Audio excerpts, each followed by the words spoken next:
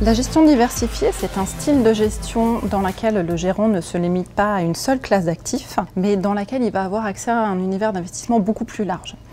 Donc typiquement, il va pouvoir acheter des obligations souveraines, des obligations d'entreprise, des actions, des matières premières. Cette diversification, elle ne se limite pas aux classes d'actifs, mais elle va aussi venir sur tout ce qui est zone géographique. La gestion diversifiée, à mon sens, a deux grands avantages.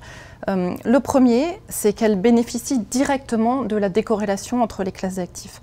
Sachant que décorrélation, ça veut dire deux classes d'actifs qui ne se comportent pas de la même manière. Et donc typiquement, les actions qui peuvent souffrir en cas d'aversion au risque forte peuvent être protégées par des obligations qui, elles, vont agir comme valeur refuge. Le deuxième point fort des gestions diversifiées, c'est qu'un gérant diversifié, comme il a un univers d'investissement qui est très vaste, il va toujours pouvoir trouver des sous-jacents qui ont une performance positive. Il faut vraiment avoir en tête que les performances des classes d'actifs ne sont pas stables et bougent au cours du temps, et c'est ça que va chercher à faire le gérant diversifié. Donc on est aujourd'hui dans un contexte de marché où ce type de gestion reçoit beaucoup d'intérêt de la part des investisseurs, et on le comprend bien parce qu'on a des marchés avec des valorisations qui sont parfois un peu tendues sur certaines classes d'actifs. On a quand même une incertitude qui peut être forte et qui vient en fait parfois de la politique monétaire, parfois de la politique fiscale, qui peut venir aussi de tensions géopolitiques. Et donc les clients attendent de la part des gérants qu'ils aient une gestion réactive, une gestion flexible. Et quand on construit des portefeuilles diversifiés, on a la capacité de vraiment les ajuster au profil de chaque client.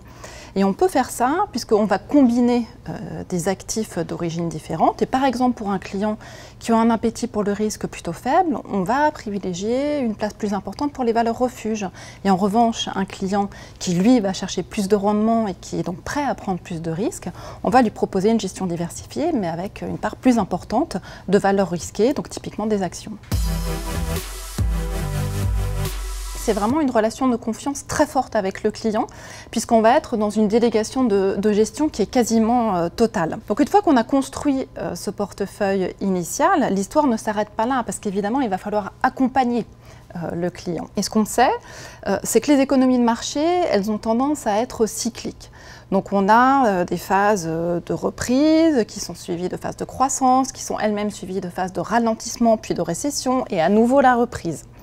Et ce qu'on sait aussi, c'est qu'en fonction du positionnement dans le cycle économique, certaines classes d'actifs vont avoir tendance à avoir des positions plus ou moins positives. Et c'est pour ça que la délégation de gestion et la confiance, elle est importante, puisque du début à la fin, on va venir suivre le portefeuille du client.